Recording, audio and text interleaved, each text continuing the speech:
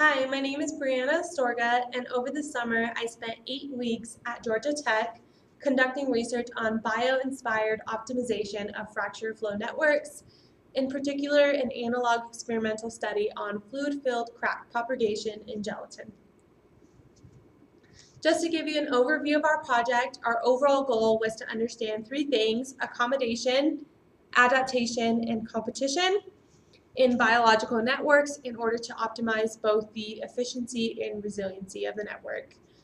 Accommodation being how species might have to accommodate in different variable demands or topological constraints.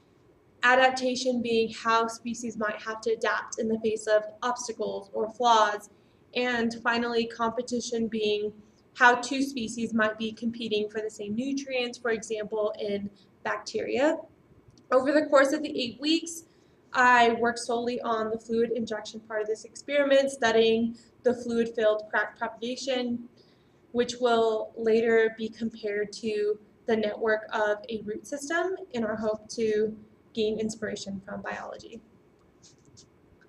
Just a little background of gelatin as a rock analog. Gelatin is the ordinary name for a particular biopolymer, both plant and animal. Gelatins have been used in many research experiments as a rock analog or to model the Earth's crust because of their similar rheological behaviors and physical properties. Gelatin has 2 states, a gel state and a sol state.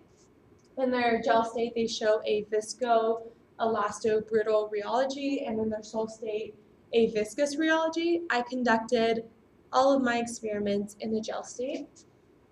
Gelatins also show a complex mechanical behavior, which is strongly dependent on temperature, composition, concentration, aging, and applied strain rate. For the first experiment, the schematic representation of the first design is on the left. It was very basic. We used petri dishes, sealed them together, cut a hole at the top in the center, and I prepared the gelatin as one of the research articles I had read had done. And after it was done preparing, I did 2 injections of 40 milliliters of dyed water into one single injection point. These images on the top are after the 2 injections of 40 milliliters. As you can see in the second injection, the crack actually started to intersect, and you can't tell from the image, but in the video we can tell that the fracture started to propagate down and then went back up, and it was constrained by the size of the petri dishes. I went ahead and conducted some image processing and analysis on this using ImageJ and MATLAB in order to help detect the edges of the cracks for later coding and simulations. For the second experimental design, we found a more 2D-like container, which was taller and wider. And I did 3 injections of 50 milliliters of dyed H2O into one single injection point, and the top 3 images show that after each injection, the fracture started to propagate out and branch out more, and with each injection, we were able to see more layers of architecture. And again, on the bottom, I used ImageJ to do some processing on the edges of the cracks. As far as proposed research, as this project continues, we will have to evolve our experimental design and setup.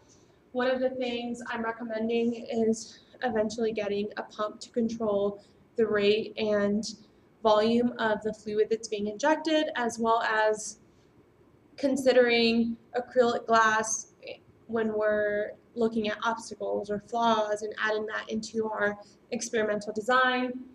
2 types of gelatins I'm recommending are gelatin SS and gelatin K-carrageenan, which have both shown to have very similar rheological behaviors and physical properties to rocks. And I'm also recommending that further image analysis and computer simulations be done.